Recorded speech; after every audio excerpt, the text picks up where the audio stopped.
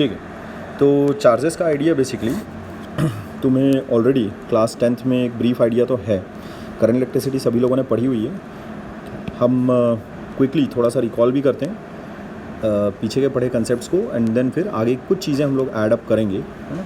कुछ न्यूमेरिकल्स हम लोगों को आज करने हैं, वो हम लोगों का टारगेट होगा, खास करके क्वांटाइजेशन ऑफ चार्ज वाले numericals, they are very important. इसके अलावा कुछ और छोटी छोटी थ्योरी वाले कुछ कंसेप्ट्स हैं जिसे आज हमें पढ़कर ख़त्म करना है, और अगेन कुछ छोटे छोटे न्यूमेरिकल कंसेप्ट्स हैं, ठीक है। बट बेसिकली आज अपने को करना है क्वांटाइजेशन ऑफ चार्ज पर जो न्यूमेरिकल्स हमने करने हैं, that is our prime objective आज के वीडियो का। शुरू करते हैं। तो हमें ऑलरेडी ये पता है that there are two types of forces in nature, primarily electrical force और ग्रेविटेशनल फोर्स, दो तरीके की फोर्सेस नेचर में एग्जिस्ट करती हैं। अब ऑब्वियसली क्लास 11th में तुम लोगों ने ऑलरेडी पढ़ रखा है, मास की वजह से, किसी ऑब्जेक्ट में मास वाली प्रॉपर्टी होने की वजह से ग्रेविटेशनल फोर्स एक्चुअल में वो जो भी ऑब्जेक्ट है जिसके पास मास वाली प्रॉपर्टी है वो दूसरे ऑब्जेक्ट पर, अगेन एक मैसिव ऑब्जेक्ट पर ग्रेविटेशनल फोर्स एक्सर्ट करेगा। ये एक फंडामेंटल फोर्स ऑफ नेचर है। इसी के साथ ही साथ इलेक्ट्रिकल फोर्स भी अगेन एक फंडामेंटल फोर्स ऑफ नेचर है, जिसका कारण होता है किसी बॉडी में चार्ज का होना। एक चार्ज बॉडी ही इलेक्ट्रिकल फोर्स एक्सर्ट कर सकती है दूसरी चार्ज बॉडी पर। तो इसमें है ना, एक चार्ज बॉडी है ना इलेक्ट्रिकल फोर्स एक्सर्ट करेगी, है ना, और अगर कोई दूसरी चार्ज बॉडी है ना, तो उस चार्ज बॉडी के अनुसार वो रिस्पॉन्ड भी करेगी, ठीक है।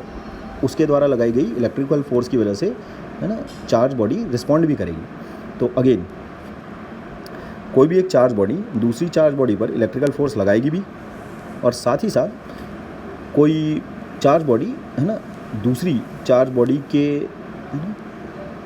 चार्ज की वजह से, है ना, खुद पर भी, उस पर भी फोर्स लगेगी, ठीक है। ध्यान रखना, पॉइंट ये है दैट अगर दो चार्ज बॉडीज़ आपस में तुम्हारे पास विसिनिटी में हैं, देन उसमें पहली जो चार्ज बॉडी है दूसरी चार्ज बॉडी पर फोर्स लगाएगी, एंड देन दूसरी चार्ज बॉडी पहली चार्ज बॉडी पर फोर्स लगाने वाली है। कहने का पॉइंट ये है, चार्ज एक स्केलर क्वांटिटी है ऐसा यूनिट का ध्यान रखना, कूलम्ब है ना। इसका एडिटिव नेचर है। सिंपली देखो, अगर तुम्हारे पास ये कोई सिस्टम है जिसमें एक आइसोलेट सिस्टम है, इसमें कोई भी चार्ज बाहर से नहीं आ रहा है अंदर की तरफ, या कोई भी चार्ज अंदर से बाहर की तरफ नहीं जा रहा है, इस बाउंड्री के अंदर जितना चार्ज है दैट इज़ कांस्टेंट, तो उसमें जो net charge of the system है, मैं ये बोल सकता हूँ Q1 + Q2 + Q3 है, ऐसा। अच्छा, ये सम जो तुम लो, ये अलजेब्रिक सम होना चाहिए। ये सब बहुत ही बेसिक बात है। तो ये सारी चीज़ें हम लोग थोड़ा तेज़ी से ब्रशअप करते हुए फिर आगे न्यूमेरिकल्स की तरफ मूव करेंगे। तो ये जो सम होना चाहिए, अलजेब्रिक सम होना चाहिए। पॉइंट इज़, जो Q1 है वो तुम्हें साइन के साथ लेना है, Q2 भी साइन के साथ, एंड देन जितने भी चार्जेस तुम ऐड अप कर रहे हो सारे के सारे साइन के साथ तुम्हें लेने हैं। अलजेब्रिक सम होना चाहिए। तो चार्जेस का नेचर है ना भाई एडिटिव है। इस बात से हमें क्या समझ में आता है दैट हम चार्जेस को, नेट चार्ज अगर हमें कभी भी किसी सिस्टम का अगर बताना है, देन नेट चार्ज बताने के लिए हम सिंपली ऐड अप कर सकते हैं। इसमें डायरेक्शन वगैरह का कोई गेम नहीं है। जैसे 2 किलो और 3 किलो मिलकर है ना 5 किलो होता है, ठीक उसी प्रकार 2 कूलम और 3 कूलम मिलकर 5 कूलम हो जाता है। बस इसमें थोड़ा साइन का ध्यान रखने वाली बात है। For example 1 coulomb 2 coulombs and then -4 coulombs. इस तरह से अगर तुम्हारे पास किसी आइसोलेटेड सिस्टम में 3 चार्जेस प्रेजेंट हैं, 3 पॉइंट चार्जेस प्रेजेंट हैं मान लेते हैं, then the net charge of the system would be 1 + 2 -4, ऐसा। तो नेट चार्ज ये आ जाएगा तुम्हारे पास, है ना। अच्छा, तो इसके अलावा चार्ज के बारे में और दूसरी बात जो हमें ध्यान में रखनी है, दैट इज़ चार्ज कंजर्व्ड रहता है। कंजर्व्ड से मेरा मतलब है चार्ज कभी क्रिएट या फिर डिस्ट्रॉय नहीं किया जा सकता। जैसे यहाँ देखो, चार्ज ट्रांसफ़र हो सकता है। एक बॉडी में चार्ज है +3 और एक दूसरी बॉडी में चार्ज है -4, तो इसमें चार्ज एक बॉडी से दूसरी बॉडी ट्रांसफ़र जैसे अगर हो रहा है 1 कूलम का, देन इस बॉडी में जो चार्ज बचेगा दैट शुड बी 2 कूलम्स। इस बॉडी में जो चार्ज आएगा दैट वुड बी -3 कूलम्स। इसमें हो जाएगा -4 + 1 और इसमें हो जाएगा 3 - 1। इसने लूज़ किया ना 1 कूलम, तो इसका चार्ज हो जाएगा 3 - 1, है ना। इसका चार्ज हो जाएगा 3 - 1 और इसका चार्ज हो जाएगा -4 + 1। अच्छा, अब यहाँ भी तुम इनिशियली देख सकते हो दैट इनिशियल जो नेट चार्ज है तुम्हारे पास 3 - 4, इसका 3 और इसका -4, नेट चार्ज तुम्हारे पास है -1 के बराबर। और यहाँ तुम फाइनली देख सकते हो जो नेट चार्ज है अगेन 2 - 3 दोनों का समेशन अगेन -1 है। तो चार्ज ट्रांसफ़र की प्रक्रिया में जितना एक बॉडी चार्ज लूज़ करती है उतना ही दूसरी बॉडी चार्ज गेन भी करती है। तो नेट चार्ज तुम्हारे पास सिस्टम में हमेशा समान ही रहता है। अच्छा, अब आगे चलते हैं। बस ये तीसरी प्रॉपर्टी आज हम लोग को बहुत अच्छे तरीके से कर लेनी है with respect to numericals. Quantized, इस वर्ड का पहले मतलब क्या होता है ये समझ लेते हैं। तो मान लो भाई न्यूमेरिकल्स करने से पहले है ना एक छोटा सा उदाहरण सुन लेते हैं। जैसे मान लेते हैं भाई देश में ऐसा नियम आ गया कि सिर्फ 10 रुपये के ही नोट चल रहे हैं। फ़र्ज़ करो सिर्फ जो करेंसी नोट्स जो अलाउड किए सरकार ने दैट इज़ 10 रुपये नोट्स। तो हो सकता है किसी की जेब में 10 रुपये हों, किसी की जेब में 50 रुपये हों, किसी की जेब में 100 रुपये हों, पर ऐसा कभी पॉसिबल नहीं है देन किसी की जेब में 25 रुपये हों, है ना। सिर्फ 10 रुपये के डिनोमिनेशंस अगर सरकार ने अलाउ किए हैं, गवर्नमेंट ने अगर अलाउ किए हैं, देन ऐसा कैसे हो सकता है कि किसी की जेब में 25 रुपये हों? This is not possible. तो अभी मैं ये कहूँगा कि द मनी है ना इन एनीवन्स अकाउंट या किसी की भी जेब में जो पैसा होगा दैट इज़ क्वांटाइज्ड। क्वांटाइज्ड बोलने का मतलब है किसी चीज़ का इंटीग्रल मल्टीपल होना।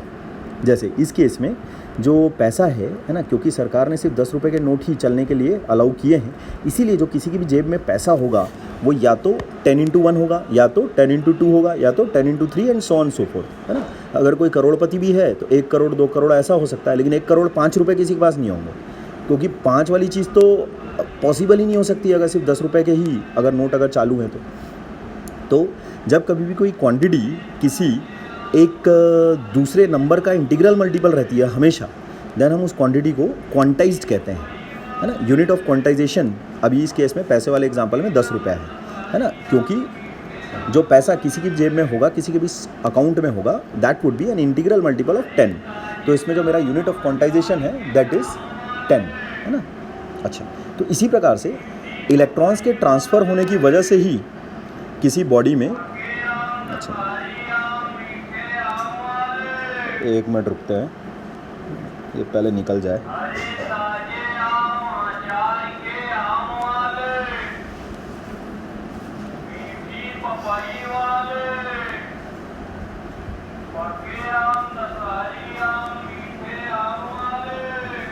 ठीक, तो हम क्वांटाइजेशन डिस्कस कर रहे थे। इसमें ये बात हमें ध्यान में रखनी है दैट किसी भी बॉडी में जब चार्ज आता है तो that is because of transfer of electrons, है ना। प्रोटॉन्स कभी ट्रांसफ़र नहीं होते, इस बात का ध्यान रखना है। फंडामेंटली एक एटम प्रोटॉन्स, इलेक्ट्रॉन्स और न्यूट्रॉन से बना रहता है। उसमें न्यूट्रॉन तो बेचारे वैसे ही न्यूट्रल है, protons and electrons are the charge particles. तो उसमें प्रोटॉन्स न्यूट्रॉन्स के साथ बंधे हुए रहते हैं बहुत ही स्ट्रॉन्ग न्यूक्लियर फोर्सेस के द्वारा, और प्रोटॉन कभी अलग नहीं होगा न्यूक्लियस से अंडर नॉर्मल सर्कमस्टेंसेस, ध्यान रखना। तो जो हम लोग नॉर्मल जैसे एक ऑब्जेक्ट को अगर दूसरे से अगर रब कर रहे हैं, है ना, स्टैटिक इलेक्ट्रिसिटी तुमने सुना होगा वो फ्रिक्शन वगैरह की वजह से, तो इन सब में इलेक्ट्रॉन्स कैसा ट्रांसफ़र होते हैं। ऐसा नहीं कि प्रोटॉन छोड़ के जा रहे हैं किसी ऑब्जेक्ट को, ऐसा पॉसिबल ही नहीं। तो जैसे अगर किसी एक ऑब्जेक्ट को, है ना, जैसे भाई वो तुम्हारा कोई सिल्क का कपड़ा है, उसको अगर तुम किसी ग्लास रॉड से अगर घस रहे हो तो उसमें दोनों के पास चार्ज आ जाता है ना। 8th क्लास से तुम पढ़ते आ रहे हो ऑलरेडी इस चीज़ को, है ना। स्टैटिक इलेक्ट्रिसिटी उसमें जनरेट होती है। तो ये पॉइंट ऐसा है कि ये दोनों ऑब्जेक्ट्स जो चार्ज होते हैं that is because of transfer of electrons. ऐसा कभी नहीं होगा कि प्रोटॉन्स ट्रांसफ़र हो रहे हैं, है ना। अच्छा, तो अब इलेक्ट्रॉन्स ऐसा कभी ट्रांसफ़र नहीं हो सकते कि 2 इलेक्ट्रॉन के बजाय मान लेते 2.5 इलेक्ट्रॉन्स ट्रांसफ़र हो रहे हैं। भाई इलेक्ट्रॉन्स अगर ट्रांसफ़र होंगे तो 2 होंगे, 3 होंगे, 4 होंगे, 5 होंगे, है ना। तो हमें इस बात का ध्यान रखना है दैट अगर 1 इलेक्ट्रॉन अगर ट्रांसफ़र हुआ ऑब्जेक्ट ए से ऑब्जेक्ट बी की तरफ, मान लेते हैं 1 इलेक्ट्रॉन ट्रांसफ़र हो रहा है ना। इसको जैसे समझो ज़रा, मान लेते हैं फ़र्ज़ करो ये ऑब्जेक्ट ए है, ये ऑब्जेक्ट बी है, ऐसा कुछ है मामला। देन इसने ट्रांसफ़र किया 1 इलेक्ट्रॉन ऐसा, तो ऑब्जेक्ट ए के पास +1 चार्ज आ जाएगा और ऑब्जेक्ट बी के पास -1 चार्ज आ जाएगा। इस बात का ध्यान रखना। तो ऐसा कभी नहीं हो सकता कि किसी के पास 2.5 चार्ज आ रहा हो, किसी के पास -2.5 चार्ज हो। जैसे number of student sitting in a class, ये चीज़ भाई 5, 10, 15, 20 ऐसा कुछ होगी। ऐसा थोड़ी हो सकता है कि 1.5 स्टूडेंट्स बैठे हुए हैं क्लास में, दैट इज़ नॉट पॉसिबल। तो उसी प्रकार से नंबर ऑफ़ इलेक्ट्रॉन्स जो ट्रांसफ़र हो रहे हैं, है ना, वो क्योंकि एक इंटीजर ही हो सकता है, एक नेचुरल नंबर ही हो सकता है, 2, 4, 5, 8, 10, 15, 20 ऐसा ही हो सकता है। इसीलिए जो एक बॉडी चार्ज अक्वायर करेगी वो भी ना जो इलेक्ट्रॉन का चार्ज है उसी का इंटीग्रल मल्टीपल ही होगा, इस बात का ध्यान रखना। तो किसी भी बॉडी का जो चार्ज है वो कितना होगा, जैसे अगर मैं कहता हूँ, अगर लेट से बॉडी ए ने 2 इलेक्ट्रॉन्स ट्रांसफ़र किए बॉडी बी को, तो इलेक्ट्रॉन क्योंकि खुद नेगेटिवली चार्ज पार्टिकल है इसीलिए बॉडी बी का अब -2e चार्ज हो जाएगा। चार्ज ऑन इलेक्ट्रॉन मान लेते हैं ई है, तो बी के पास -2e चार्ज आ जाएगा और ए के पास चार्ज आ जाएगा +2e, ऐसा। तो ये बेसिक मैथमेटिक्स है। अगर इलेक्ट्रॉन्स ट्रांसफ़र होंगे तो जिस बॉडी में इलेक्ट्रॉन्स ट्रांसफ़र हो रहे हैं, है ना, उसमें नेगेटिव चार्ज आ जाएगा, और जिस बॉडी से इलेक्ट्रॉन्स ट्रांसफ़र हो रहे हैं उस बॉडी पर पॉजिटिव चार्ज आ जाएगा। अच्छा, इस इलेक्ट्रॉन ट्रांसफ़र वाली प्रोसेस में हमें एक बात का और ध्यान रखना है, that electrons too have mass, है ना। तो अब ज़रा देखो ध्यान से, कुछ फंडामेंटल कॉन्स्टेंट्स हैं जो कि तुम्हें पता होने चाहिए, है ना। इस पर भी आएंगे, इस बारे में बातचीत करेंगे कि इलेक्ट्रॉन्स का मास भी होता है। पहले तो चार्ज ऑन इलेक्ट्रॉन, ये तुम्हें पता रहना चाहिए, दिस इज़ द डेफिनेशन। एक इलेक्ट्रॉन पे चार्ज कितना है, -1.6 × 10⁻⁹ कूलम। हम लोग क्वांटाइजेशन वाले टॉपिक पर वापस आते हैं। इसके पहले कुछ फंडामेंटल कॉन्स्टेंट्स जो हैं वो रट्टा मार लो अच्छे से। चार्ज एक इलेक्ट्रॉन पर वो रहता है -1.6, नेगेटिवली चार्ज पार्टिकल्स हैं इलेक्ट्रॉन्स, और उस पर जो चार्ज रहता है that is negative of minus of कितना, -1.6 × 10⁻⁹ कूलम। ये तो 10वीं की वैल्यू है और सबको याद भी रहती है ऑलरेडी। अब बहुत ही छोटी सी कैलकुलेशंस करके तुम ये चीज़ कैलकुलेट कर सकते हो, नंबर ऑफ़ इलेक्ट्रॉन्स कितने होंगे एक कूलम चार्ज में। तुम खुद से कैलकुलेट करने की ट्राई करना। 10वीं क्लास में एकदम स्टार्टिंग के पेज में ये कैलकुलेशंस ऑलरेडी दी हुई हैं। अगर तुमसे ना बने तो फिर मुझसे पूछना, अगर सॉल्व नहीं कर पाओ तो फिर मुझसे पूछना कि इतने ये वाला नंबर कैसे आया, है ना भाई। अगर इतने कूलम चार्ज में एक इलेक्ट्रॉन है तो एक कूलम चार्ज में कितने नंबर ऑफ़ इलेक्ट्रॉन्स होंगे, वो होगा 1/1.6 × 10⁻⁻⁹, और वो नंबर आ जाता है इतना। तो इस चीज़ को कॉपी में लिखना, जब अपने नोट्स बनाओ तब इस चीज़ को, छोटा सा डेरिवेशन है इसका 2 लाइन का, है ना, वो चीज़ लिख लेना। अच्छा, अगर नहीं समझ में आए कि ये नंबर कैसे आया, देन आस्क। अब मास ऑफ इलेक्ट्रॉन ये बहुत ही छोटा नंबर है, 10⁻31, मतलब तुम समझ लो कि ये कितनी छोटी वैल्यू है। तो ये जो चीज़ है ये तुम्हें याद होनी चाहिए, मास ऑफ इलेक्ट्रॉन, है ना। अब अपन आते हैं क्वांटाइजेशन पर, वापस रिविजिट करते हैं। जैसे अगर एक बॉडी ए है और दूसरी बॉडी बी है, मान लेते हैं बॉडी ए ने n इलेक्ट्रॉन्स ट्रांसफ़र किए, ऐसा कुछ। बॉडी ए है एंड देन बॉडी बी है। लेट्स से बॉडी ए ने n इलेक्ट्रॉन्स ट्रांसफ़र किए, तो Ne, है ना, माइनस साइन के साथ बी में चार्ज आ जाएगा और +Ne ए में चार्ज आ जाएगा। ये है, ये बात है, जहाँ की n एक नेचुरल नंबर है, ऐसा पकड़ के चलो। तो इसमें क्वांटाइजेशन ऑफ चार्ज का मतलब ये है, किसी भी बॉडी में जो चार्ज आएगा वो इस टाइप का होगा, ये बात ध्यान में रखना, इस टाइप का, Ne टाइप का, है ना, जहाँ पर n एक नंबर हो सकता है भाई। जैसे इसको अगर तुम इंटीजर अगर ले रहे हो, n को अगर इंटीजर ले रहे हो तो उसमें तो डायरेक्ट बोलो q = Ne। n को अगर तुम नेचुरल नंबर ले रहे हो तो फिर अलग से +- साइन तुमको सामने लगाना पड़ेगा, +- करना पड़ेगा, है ना। लेकिन जो चार्ज रहेगा, अगर मैग्नीट्यूड वाइज अगर मैं बात करूँ, तो किसी बॉडी में जो चार्ज होगा that would be n × e, है ना। n कैसा नंबर हो सकता है, +1 हो सकता है, -1 हो सकता है, +2 हो सकता है, -2 हो सकता है, लेकिन कभी ऐसा नहीं होगा कि वो कोई फ्रैक्शन हो जाए। जैसे ये चीज़ पॉसिबल नहीं है कि किसी बॉडी का चार्ज है e/2, इसका तो मतलब हो गया कि आधा इलेक्ट्रॉन इसने लूज़ किया है, तभी इस बॉडी का चार्ज है +e/2।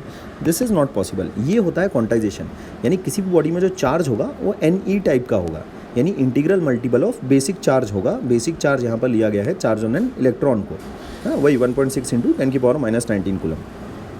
तो चार्जेस मतलब जो इलेक्ट्रॉन्स है वो पूरा ट्रांसफ़र होते हैं, मतलब एक इलेक्ट्रॉन ट्रांसफ़र होगा, 2 इलेक्ट्रॉन ट्रांसफ़र होगा, ऐसा नहीं ट्रांसफ़र होता कि भाई मतलब 1.5 इलेक्ट्रॉन्स ट्रांसफ़र हो रहे हैं, कि हाँ अभी दूसरा इलेक्ट्रॉन पूरी तरह से ट्रांसफ़र नहीं हुआ है, आधा आधा है रास्ते में, तो 1.5 इलेक्ट्रॉन्स ट्रांसफ़र हुए हैं, बाकी आधा इलेक्ट्रॉन आ रहा है रास्ते में। इस टाइप का कोई फंडा नहीं चलेगा। उसमें इलेक्ट्रॉन्स कम्प्लीटली ट्रांसफ़र होंगे। अगर 2 इलेक्ट्रॉन्स ट्रांसफ़र हुए हैं तो 2e -2e ऐसे चार्जेस जनरेट होंगे। तो किसी ऑब्जेक्ट का चार्ज हो सकता है 2e, किसी ऑब्जेक्ट का चार्ज हो सकता है -2e, पर ये नहीं हो सकता कि किसी ऑब्जेक्ट का चार्ज है 2.5 ये तो बकवास है, 2.5 नहीं हो सकता। 2.5 का तो मतलब ये हो गया कि उसने या तो 2.5 इलेक्ट्रॉन्स लूज़ किए हैं या तो 2.5 इलेक्ट्रॉन्स गेन किए हैं।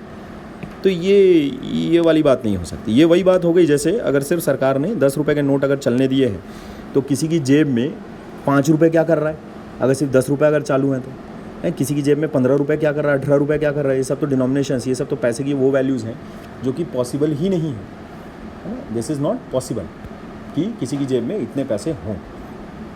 अच्छा, अब क्वांटाइजेशन के ऊपर जब हम लोग न्यूमेरिकल्स करेंगे तब और अच्छे से ये सारे कंसेप्ट्स कैसा दिमाग में बैठ जाएंगे तुम्हारे। बट अभी जो कुछ फंडामेंटल वैल्यूज़ हैं वो पहले तुम्हें याद होनी चाहिए, ये तीनों की तीनों बहुत अच्छे से याद होनी चाहिए। तो यहाँ मैंने ऑलरेडी लिख कर रखा है कि Q बराबर एन ई, अलग से मैं प्लस माइनस नहीं लगा रहा हूँ, इसीलिए n को यहाँ पर इंटीजर ले लिया मैंने, ताकि मेरे को प्लस ई माइनस 2e है ना, प्लस 2e माइनस 2e अलग अलग से ना लिखना पड़े, इसीलिए n को इंटीजर ही ले लो भाई। इंटीजर में +2 भी आ गया, -2 भी आ गया, तो n क्या क्या हो सकता है, +2 भी हो सकता है, -2 भी हो सकता है, +3 -3 भी हो सकता है। तो चार्ज किसी बॉडी का इस टाइप का होगा जहाँ की n एक इंटीजर है। ये होता है ना क्वांटाइजेशन ऑफ चार्ज। इसका मतलब किसी भी बॉडी में जो चार्ज होगा that should be an integral multiple of basic charge, और बेसिक चार्ज है स्मॉल ई, है ना। E is basic unit of charge. अच्छा, अब इस पर हमें न्यूमेरिकल्स करने हैं और उसके बाद आज का हम लोगों का काम होगा ख़त्म, है ना। फिर इसके बाद कुछ सवाल दिए हैं मैंने, सवाल कुछ पुटअप किए हैं मैंने, वो सारे सवाल तुम जैसे जैसे करते जाओगे कंसेप्ट्स और अच्छे से बेहतर बनते जाएंगे तुम्हारे। कुछ छोटे मोटे कंसेप्ट्स हैं जो कि मैंने नोट के फॉर्म में लिखवा लिए हैं। इसके बाद क्वांटाइजेशन ऑफ चार्ज के न्यूमेरिकल्स के बाद वो भी तुम एक बार देख लेना ध्यान से, ठीक। तो न्यूमेरिकल शुरू करते हैं फटाफट। ये तो NCERT का ही सवाल है। एक पॉलीथीन है, पॉलीथीन का पीस है, उसे रब किया गया है वूल के साथ, ऊन के साथ उसको रब किया गया और उसमें नेगेटिव चार्ज आ गया, मतलब पॉलीथीन में नेगेटिव चार्ज आ गया इतने का, है ना। अच्छा, तो तुमसे पूछा जा रहा है भाई चार्ज मेरे को पता है कि इतने का उसमें नेगेटिव चार्ज है वूल में, 3 × 10⁻⁻7 इतना नेगेटिव चार्ज आया है वूल में। अब उसमें बोला जा रहा है कि कितने नंबर ऑफ़ इलेक्ट्रॉन्स ट्रांसफ़र हुए और किससे किस में ट्रांसफ़र हुए। तो जिस ऑब्जेक्ट में नेगेटिव चार्ज है, मतलब जाहिर सी बात है उसमें इलेक्ट्रॉन्स आए हैं, ठीक है क्या। ए ने अगर बी को इलेक्ट्रॉन्स दिए हैं तो बी का नेगेटिव चार्ज होगा, ए का पॉजिटिव चार्ज होगा। तो अगर यहाँ मैं देखूँ तो पॉलीथीन के पास नेगेटिव चार्ज आया है, इसका मतलब वुल ने ऊन की वजह से, ऊन मतलब वही वुल, वही स्वेटर वाला वुल, है ना। तो वुल से एक्चुअल में इलेक्ट्रॉन्स ट्रांसफ़र हुए हैं पॉलीथीन की तरफ। अच्छा, कितने इलेक्ट्रॉन्स ट्रांसफ़र हुए हैं, ये चीज़ बड़ी आसान है बता पाना। जैसे अगर मान लेते हैं सिर्फ 10 रुपये के नोट अगर चालू है और मैं तुमसे पूछूं किसी की जेब में 20 रुपये हैं, तो बताओ इसकी जेब में कितने नोट हैं। तुम तुरंत पटाख से जवाब दोगे भाई 2 नोट हैं। कैसे आया 2 नोट हैं, amount of money divided by basic unit of money, कितना हो गया, अमाउंट ऑफ मनी हो गया 20, और बेसिक जो चल रहा है तुम्हारे पास नोट वो 10 रुपये का चल रहा है, 20/10 जैसे तुम करोगे 2 आ जाएगा। तो उसी प्रकार अगर चार्ज इतना है किसी बॉडी में और यूनिट ऑफ चार्ज है इतना, तो उसमें नंबर ऑफ़ इलेक्ट्रॉन्स, भाई जाहिर सी बात है जैसे तुम डिवाइड करोगे तुम्हारे पास नंबर ऑफ़ इलेक्ट्रॉन्स आ जाएंगे, है ना। Q बराबर एन ई लगा के नंबर ऑफ़ इलेक्ट्रॉन्स आ जाएंगे। जैसे किसी की जेब में अगर मैं कहूँ कि कितने पैसे होंगे, अमाउंट ऑफ मनी, मैं क्या बोल सकता हूँ, अमाउंट ऑफ मनी जैसे अगर सिर्फ 10 रुपये के नोट अगर चल रहे हों तो नंबर ऑफ़ नोट्स इंटू 10, है ना। स्मॉल m मेरे पास कितना है 10, क्योंकि सिर्फ 10 रुपये का नोट चालू है ना।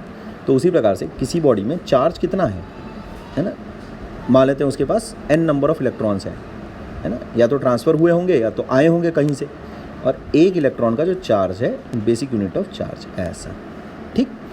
तो इस तरीके से नंबर ऑफ़ इलेक्ट्रॉन्स ट्रांसफर्ड तुम आसानी से बता सकते हो। अब ये जो नंबर ऑफ़ इलेक्ट्रॉन्स ट्रांसफ़र हुए हैं ध्यान में रखना, क्योंकि पॉलीथीन नेगेटिवली चार्ज बॉडी यहाँ पर दिया हुआ है, इसीलिए वूल से पॉलीथीन की तरफ नंबर ऑफ़ इलेक्ट्रॉन्स ट्रांसफ़र हुए होंगे, है ना। वूल है क्या नेगेटिवली चार्ज, एक मिनट देखने दो भाई। अब polythene rubbed with wool is found to have a negative charge. अरे तो ये तो पॉलीथीन में है ना नेगेटिव चार्ज, एक सेकंड, ये मैंने उल्टा क्यों लिख दिया है, ये चीज़ ठीक कर लेना इसको। ये पॉलीथीन में है नेगेटिव चार्ज,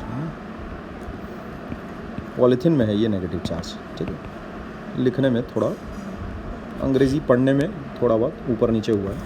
अब polythene piece rubbed with wool is found to have a negative charge of, rubbed with wool, है ना। तो पॉलीथीन पीस के ऊपर नेगेटिव चार्ज है, ठीक। अच्छा, अब क्या उसमें अगला जो सवाल है पूछा जा रहा है, क्या मास का भी ट्रांसफ़र हुआ है? तो जाहिर सी बात है, अगर इलेक्ट्रॉन्स अगर ट्रांसफ़र हो रहे हैं तो हर इलेक्ट्रॉन का कुछ ना कुछ मास भी है। अब उसमें एक इलेक्ट्रॉन का कितना मास है, ये चीज़ हम लोगों ने रट्टा मारी है बहुत ही अच्छे तरीके से, है ना। तो जो इलेक्ट्रॉन का मास है और जितने नंबर ऑफ़ इलेक्ट्रॉन्स ट्रांसफ़र हुए हैं, जो ऑब्जेक्ट नेगेटिवली चार्ज है उसमें एक्सेस ऑफ मास रहा होगा, है ना। फ्रॉम वुल टू पॉलीथीन, अच्छा यहाँ ठीक तो मैंने कर दिया है, वुल से देखो पॉलीथीन की तरफ इलेक्ट्रॉन्स गए हैं, है ना। तो इसका मतलब एक इलेक्ट्रॉन का जो मास है वो इतना है और इतने इलेक्ट्रॉन्स ट्रांसफ़र हुए हैं, तो कितना मास ट्रांसफ़र हुआ है वो हम बड़ी आसानी से निकाल सकते हैं, है ना। भाई जैसा अगर मैं बोल दूं कि बैंक से 2 10 रुपये के नोट मैंने विड्रॉ किए, अब एक 10 रुपये का नोट का मास है 1 ग्राम, तो बताओ क्या मास ट्रांसफ़र हुआ कि नहीं हुआ बैंक और मेरे बीच में, है ना। बिल्कुल हुआ, 2 ग्राम का, क्योंकि मैंने 2 नोट निकाले बैंक से, तो बैंक का 2 ग्राम कम हो गया और मेरा 2 ग्राम बढ़ गया, क्योंकि मैंने वो दोनों नोट अपनी जेब में रख लिए, ऐसा। तो जिस किसी भी ऑब्जेक्ट ने इलेक्ट्रॉन्स रख लिए हैं जिसमें इलेक्ट्रॉन्स ट्रांसफ़र हुए हैं उसका मास बढ़ेगा, ध्यान रखना, है ना। मास इसमें उस ऑब्जेक्ट का बढ़ेगा, है ना, जिसके पास एक्सेस इलेक्ट्रॉन्स हैं, है ना। इस बात का ध्यान रखना, ठीक, मास उसका ज़्यादा होगा, है ना। अच्छा, अगले सवाल की तरफ बढ़ते हैं क्विकली। एक कॉपर स्लैब है जिसका मास है 2 ग्राम और उसमें इतने एटम्स हैं, ठीक, ओके। जो न्यूक्लियस का चार्ज है हर एटम का, है ना, वो है 29 E। तो इसमें देखो बात ऐसी रहती है, पहले थोड़ा समझ लेते हैं। जैसे ये तुम्हारे पास एक न्यूक्लियस है 29 E, अब एक एटम कैसा है, इलेक्ट्रिकली न्यूट्रल रहता है, समझे। एक एटम का कोई चार्ज नहीं रहता है, उसमें जितना उसका न्यूक्लियर चार्ज रहता है वो चीज़ बैलेंस हो जाती है नंबर ऑफ इलेक्ट्रॉन्स के चार्ज से, मतलब इलेक्ट्रॉनिक चार्ज से वो चीज़ बैलेंस रहती है। जैसे इस केस में 29 E अगर न्यूक्लियस का चार्ज है तो इसका मतलब 29 इलेक्ट्रॉन्स भी होंगे उसके पास, तभी -29 E और +29 E ये मिलकर 0 हो जाएंगे, है ना, ध्यान रखोगे। तो ये अगर न्यूक्लियस का अगर ये चार्ज है तो इसका मतलब उसमें 29 इलेक्ट्रॉन्स भी होंगे। भाई ये न्यूक्लियस का चार्ज है 29 E, +29 E है ना, ये है +29 E, तो जाहिर सी बात है -29 E ने उसको बैलेंस किया हुआ है इस चार्ज को। अब -29 E जाहिर सी बात है 29 इलेक्ट्रॉन्स की वजह से ही हो सकता है, तो नंबर ऑफ़ इलेक्ट्रॉन्स कितने हो गए, वो हो गए 29। वन एटम के पास कितने नंबर ऑफ़ इलेक्ट्रॉन्स है, 29 इलेक्ट्रॉन्स है। अच्छा, तो मेरे पास कितने एटम्स हैं टोटल, यहाँ देखो 2 × 10⁻22 एटम्स हैं। तो इतने एटम्स के पास, एक एटम के पास 29 इलेक्ट्रॉन्स है, तो जाहिर सी बात है इतने एटम्स के पास इतने इलेक्ट्रॉन्स होंगे, और ये है मेरे पास इनिशियल इतने नंबर ऑफ़ इलेक्ट्रॉन्स हैं, है ना, जब कोई इलेक्ट्रॉन्स वगैरह ट्रांसफ़र नहीं हुआ है। अब सवाल आगे पढ़ते हैं, उसमें बोला जा रहा है कि भाई what fraction of the electrons must be remove from the sphere to give it a charge of इतना। अब जैसे मैं अगर तुमसे सवाल पूछूं सिंपल सा, फ्रैक्शन वगैरह की क्योंकि बातचीत चल रही है ना, थोड़ा सा इस सवाल को ज़बरदस्ती का कॉम्प्लिकेट किया है, तो उसमें जैसे ये उदाहरण समझो, मान लेते जैसे मेरे पास शुरुआत में 3 रुपये हैं। अब इसमें अगर कोई मुझसे पूछे कि कितने फ्रैक्शन पैसे का मेरे को खींचना पड़ेगा, है ना, या कितने % पैसे मेरे को हटाने पड़ेंगे ताकि मेरे पास जो पैसा बचे वो बचे 1 रुपया, ऐसा, तो जाहिर सी बात है 2 रुपये हटाने पड़ेंगे। 2 रुपये कितने में, 3 रुपये में, तो कितना % हटाना पड़ेगा या कितना फ्रैक्शन हटाना पड़ेगा, जितना फ्रैक्शन जो नंबर मेरे को हटाना पड़ेगा डिवाइड बाय इनिशियल नंबर, यानी 2/3, यानी 66.66%, या फिर मैं कहूँ 2/3 फ्रैक्शन, है ना, पैसे का अगर मैं खींच लूँ, हटा लूँ, तो फिर क्या कितना बचेगा मेरे पास, 1 रुपया बचेगा। जैसे अगर किसी के पास 1000 रुपये हैं और मान लेते हैं उसको 10 रुपये पर लाना है, उसको 100 रुपये पर लाना है, मान लेते हैं, बेचारे को ज़्यादा गरीब नहीं करते, मान लेते हैं 1000 रुपये हैं और उसमें अपने को ये करना है कि भाई कितना फ्रैक्शन पैसे का इससे हटाएं, है ना। फ्रैक्शन परसेंटेज भी दोनों में इक्वलेंस रहता है वैसे तो, कितना % हम मनी इससे ले लें, खैर अभी परसेंटेज की बात तो चल नहीं रही है, फ्रैक्शन के टर्म्स में बात करते हैं। मान लेते हैं किसी के पास 1000 रुपये है, अब इसमें से कितना फ्रैक्शन ऑफ मनी हम इससे लें सच दैट इसके पास सिर्फ 100 रुपये बचे, तो कितना पैसा लेना पड़ेगा, 900 रुपये। कितने में लेना पड़ेगा, 1000 रुपये में लेना पड़ेगा, तो फ्रैक्शन क्या बना, 900/1000। इतना फ्रैक्शन मनी अपने को इसका रिमूव करना पड़ेगा। अगर कोई मुझसे परसेंटेज पूछे तो मैं बताऊंगा 90%, क्योंकि 9/10 का मतलब होता है 90%, ठीक। तो 9/10 fraction of money has to be remove. अब इस सवाल को अटेम्प्ट करते हैं। देखो फाइनली उसके पास चार्ज कितना बच रहा है, इतना, 2 माइक्रोकूलम। माइक्रो एक बहुत इंपॉर्टेंट प्रीफिक्स है, 2 × ये हो जाता है, माइक्रो का मतलब होता है 10⁻⁻6। तो ये तुम 10वीं से ऑलरेडी देखते आ रहे हो, माइक्रोकूलम, है ना, माइक्रो एम्पियर, मिली एम्पियर, ये सारी चीज़ें तो 10th क्लास के फिजिक्स में ऑलरेडी तुम पढ़ चुके हो। माइक्रो का मतलब होता है 10⁻⁻6। इसका मतलब बाद का जो चार्ज है, फाइनल चार्ज उस ऑब्जेक्ट का, वो है 2 × 10⁻6 कूलम। अब इसके लिए कितने इलेक्ट्रॉन्स रिमूव करने पड़ेंगे, भाई जाहिर सी बात है इतना चार्ज आने के लिए इतने नंबर ऑफ इलेक्ट्रॉन्स रिमूव करने पड़ेंगे। चार्ज अगर इतना है ना, और फंडामेंटल यूनिट ऑफ चार्ज अपने पास, बेसिक यूनिट ऑफ चार्ज इतना है, तो इसका मतलब उसने कितने इलेक्ट्रॉन छोड़े होंगे वो कैसे निकाल लेंगे अपन, ये इस तरह से। ये वाला काम तो इसके पहले वाले सवाल में भी अपन कर चुके हैं ऑलरेडी। अब इतने इलेक्ट्रॉन्स अपन को रिमूव करने हैं, कितने इलेक्ट्रॉन्स में, इतने इलेक्ट्रॉन्स में, इतने शुरुआत में थे, और इतने अगर हम इतने इलेक्ट्रॉन्स अगर हटा दें तो उसमें कितना फ्रैक्शन ऑफ इलेक्ट्रॉन्स हम लोगों ने रिमूव किया। जैसे अगर मैं तुमसे पूछूं, पहले तुम्हारे पास 2 रुपया था, अगर मैं 1 रुपया खींच लूँ तो कितना फ्रैक्शन मैंने रिमूव किया, मैंने जो रिमूव किया वो था 1, कितने में रिमूव किया, 2 में। तो उसी प्रकार से मैंने हाफ रिमूव कर लिया, इतना फ्रैक्शन रिमूव कर लिया। अब जैसे उसी प्रकार मैंने इतना रिमूव किया, कितने में, इतने में, ये देखो इतने में, है ना, मैंने इतना रिमूव किया, तो कितना फ्रैक्शन मैंने रिमूव किया, है ना, इतना मैंने रिमूव किया डिवाइडेड बाय इनिशियल वैल्यू, ऐसा। तो इतना फ्रैक्शन मैंने रिमूव किया है। कैलकुलेशंस तुम कर लेना, मेरी ऑलरेडी की हुई है कैलकुलेशंस, एक बार कैलसी से खुद से भी कैलकुलेट करके देख लेना। अगर कुछ सिली एरर हुई हो तो उसको रिपोर्ट करना, भाई ऐसा नहीं कि गलती हो ही नहीं सकती। अब इसके बाद क्वांटाइजेशन ऑफ जो चार्ज है उसके ऊपर कोई भी न्यूमेरिकल अब तुम सॉल्व कर सकते हो। बस इस बात का ध्यान रखना कि किसी भी ऑब्जेक्ट में जो चार्ज होगा that would be an integral multiple of basic unit of charge, और बेसिक यूनिट ऑफ चार्ज अपने को उठानी है ना, कितना, 1.6 × 10⁻⁻19 कूलम। इस बात का ध्यान रखना। और बाकी ये सब जो बातचीत करता है, ये न्यूक्लियस और ये सब जो बातचीत करता है, प्यार प्यार से उसमें चीज़ें लिखते चलना कि भाई एक एटम है तो एक एटम में अपने को पता रहना चाहिए एक न्यूक्लियस है? अब एक न्यूक्लियस में अपने को पता रहना चाहिए कितने इलेक्ट्रॉन्स हैं, क्या है, कैसा है। उसके लिए तुम्हें डेटा देकर रखा होगा, जैसे इस सवाल में देकर रखा है। इस टाइप के कुछ सवाल मैंने और डाले क्वांटाइजेशन ऑफ चार्ज के ऊपर, है ना। खैर आगे कुछ बहुत ही बेसिक सी बातें हैं, जैसे इंडक्शन से अगर चार्जिंग होनी है। अच्छा, इंडक्शन के पहले ये चीज़ देख लो, चार्जिंग बाय कॉन्टैक्ट तो 8th क्लास का सिलेबस है। गोल्ड लीफ इलेक्ट्रोस्कोप वगैरह तुम लोगों ने ऑलरेडी पढ़ा ही होगा स्कूल वगैरह में। तो ऐसा कुछ नहीं, इसमें ऐसा कुछ हाइफन टूच कुछ नहीं है। देखो, एक मेटल की रॉड रहती है और उसके साथ एक मेटल नॉब रहता है। इसी मेटल नॉब से हम लोग किसी एक दूसरे ऑब्जेक्ट को छुआते हैं। तो होता क्या है, ये देखो यहाँ पर गोल्ड लीफ है। अब गोल्ड लीफ कैसा, मैंने ऐसा फैला के दिखा दिया, लेकिन चिपकी हुई रहती है आपस में, बिल्कुल चेप के बिल्कुल दोनों चिपकी हुई रहती है। दोनों की सर्फेसिस कैसा आपस में पूरा कॉन्टैक्ट में रहती हैं। तो होता क्या है, जैसे ही अपन इस चार्ज ऑब्जेक्ट को मानते इस मेटल नॉब से जैसे ही छुआएंगे तो होगा ये, जो चार्जेस है ना, ये भी फिर चार्ज हो जाता है। अब ये चार्ज हो जाता है, मेटल रॉड चार्ज हो जाता है और कंडक्टिंग रहता है। तो मेटल रॉड चार्ज होने के बाद ये गोल्ड लीफ भी कैसा, वही सेम चार्ज एक्वायर कर लेती है जो इस चार्ज ऑब्जेक्ट का रहता है। तो सेम चार्ज एक्वायर करने की वजह से दोनों गोल्ड लीव्स के बीच में रिपल्शन होता है। लाइक चार्जेस रिपेल, ये हम लोगों ने ऑलरेडी 10th क्लास में पढ़ा हुआ है। तो लाइक चार्जेस हो जाने की वजह से गोल्ड लीव्स जो है वो सेपरेट होना शुरू हो जाती है ना, मैंने लिख दिया है ना, leaves separate whenever charge rod touches the metal knob. अब मान लेते अगर नेगेटिवली चार्ज, अगर तुम ऑब्जेक्ट अगर लेकर आओगे उस मेटल नॉब को अगर छुआओगे, सेम सब कुछ वैसी का वैसी होगा। जो मेटल रॉड है उसके वाया जो गोल्ड लीव्स हैं वो नेगेटिव चार्ज एक्वायर कर लेंगी, और दोनों लीव्स क्योंकि नेगेटिव चार्ज एक्वायर करेंगी इसीलिए दोनों के बीच में रिपल्शन होगा, जिसकी वजह से लीव्स विल सेपरेट आउट, है ना। तो इसमें ये है, इसको एज अ टेस्ट भी यूज़ किया जाता है कि कोई ऑब्जेक्ट चार्ज है या नहीं है, ये चेक करने के लिए, है ना। ध्यान रखना, उस ऑब्जेक्ट को छुआ के देखो, अगर गोल्ड लीव्स अगर सेपरेट हो रही हैं तो इसका मतलब ऑब्जेक्ट चार्ज है। ये इसको गोल्ड लीफ इलेक्ट्रोस्कोप वाला एक्सपेरिमेंट भी कहते हैं, बहुत फेमस एक्सपेरिमेंट है ये। एनीवेज, इसके अलावा तुम देखो एक इंपॉर्टेंट चीज़ तुम्हें आइडिया रहना चाहिए। जैसे मान लेते हैं ये एक न्यूट्रल स्फीयर है, सादा न्यूट्रल है, कोई चार्ज वार्ज इसके पास कुछ नहीं है। अब मान लेते हैं एक नेगेटिवली चार्ज रॉड कैसा मैं इस नज़दीक इसके लेकर आया।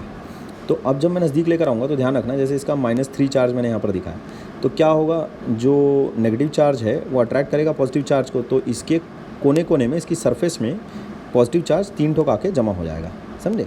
जो ये स्फीयर है इसके कोने में 3 ठोक चार्ज आके जमा हो जाएगा। अब जहाँ से भी ये चार्ज आया है वहाँ पर डेफिसिट है इलेक्ट्रॉन्स का, सॉरी, हुआ ये है कि इलेक्ट्रॉन यहाँ से यहाँ शिफ्ट हो गए, है ना, तभी यहाँ पर पॉजिटिव चार्ज आया है, डेफिसिट ऑफ इलेक्ट्रॉन्स यहाँ पर है, तो एक्सेस ऑफ इलेक्ट्रॉन्स यहाँ पर हो गया होगा, है ना। भाई चार्जेस का मूवमेंट, जो नेगेटिव चार्ज का मूवमेंट है वो ऐसा हुआ होगा ना, इस तरफ से इस तरफ, तभी तो यहाँ पर देखो पॉजिटिव चार्ज है ना। यहाँ पर पॉजिटिव चार्ज आने का मतलब है कि भाई चार्ज, नेगेटिव चार्ज यहाँ से यहाँ मूव किया होगा। तो अब देखो यहाँ 3 पॉजिटिव आ गए हैं, यहाँ पर 3 पॉजिटिव आ गए हैं, ये देखो यहाँ पर 3 पॉजिटिव आ गए हैं। इसका मतलब क्या कि यहाँ पर 3 इलेक्ट्रॉन्स गायब हैं, तभी यहाँ पर 3 प्लस हैं, और यहाँ पर 3 इलेक्ट्रॉन्स ज़्यादा हैं, जितने होने चाहिए उससे ज़्यादा है, इसलिए यहाँ पर 3 माइनस है। तो अभी भी ये न्यूट्रल ही है, ये ध्यान में रखना। This sphere is neutral now as well, जब मैं इस चार्ज रॉड को इसके नज़दीक लेकर आया हूँ। तब फिर ये चार्ज कैसे होगा भाई? तो चार्ज ऐसे होगा, ध्यान से सुनना, ये देखो, ये जो सिंबल है अर्थिंग का सिंबल है। इसका मतलब ये होता है, ध्यान से सुनना, इसके पीछे का जो कंसेप्ट है वो तुम वैसे नेक्स्ट चैप्टर में जब इलेक्ट्रिक पोटेंशियल का कंसेप्ट सीख जाओगे तब ये वाला कंसेप्ट भी सीख जाओगे, ये हम लोगों ने क्या किया है। लेकिन अभी के लिए सुन लो कि मामला चल क्या रहा है।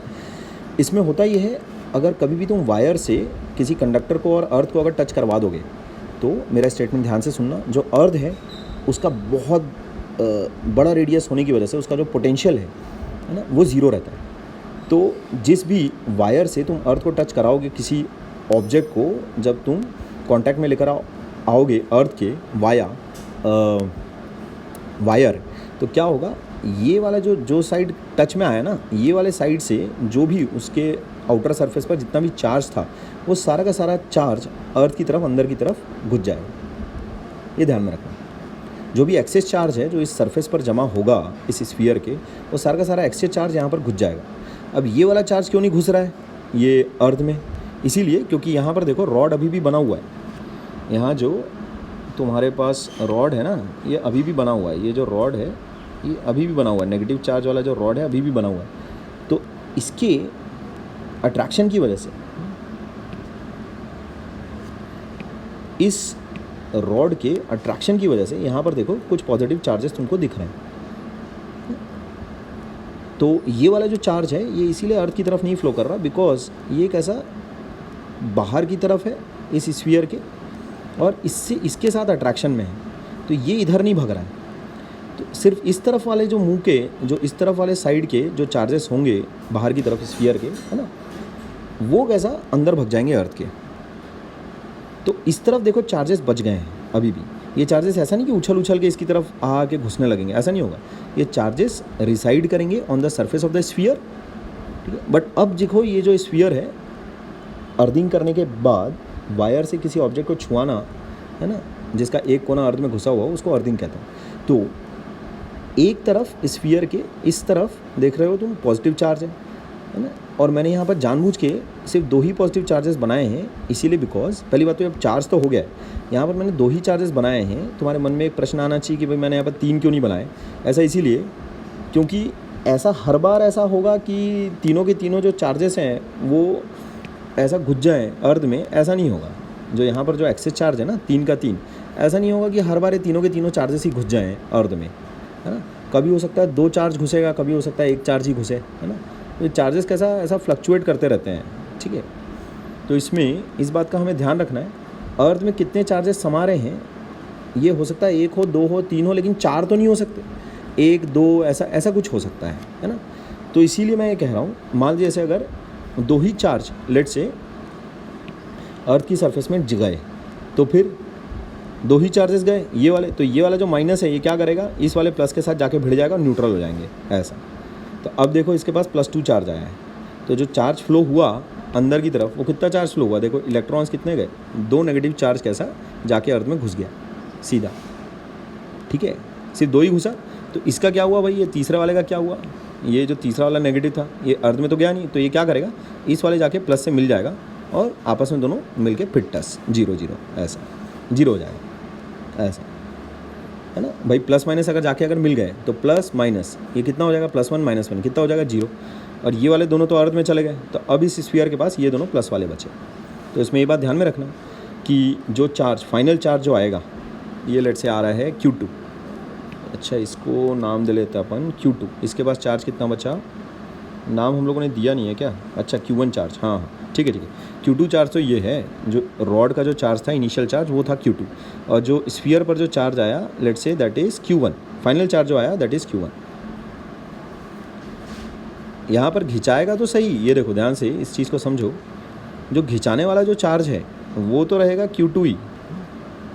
जैसे यहाँ पर अगर 3 है ना, यहाँ पर अगर 3 माइनस है तो इस तरफ आएंगे तो 3 प्लस, ये तो पक्की बात है, इधर भी 3 माइनस आएंगे। लेकिन जब तुम अर्थिंग करोगे तो ज़रूरी नहीं कि ये 3 माइनस का 3 माइनस ही अंदर घुस जाए, ऐसा ज़रूरी नहीं है। तो इस बात का अपने को ध्यान रखना है।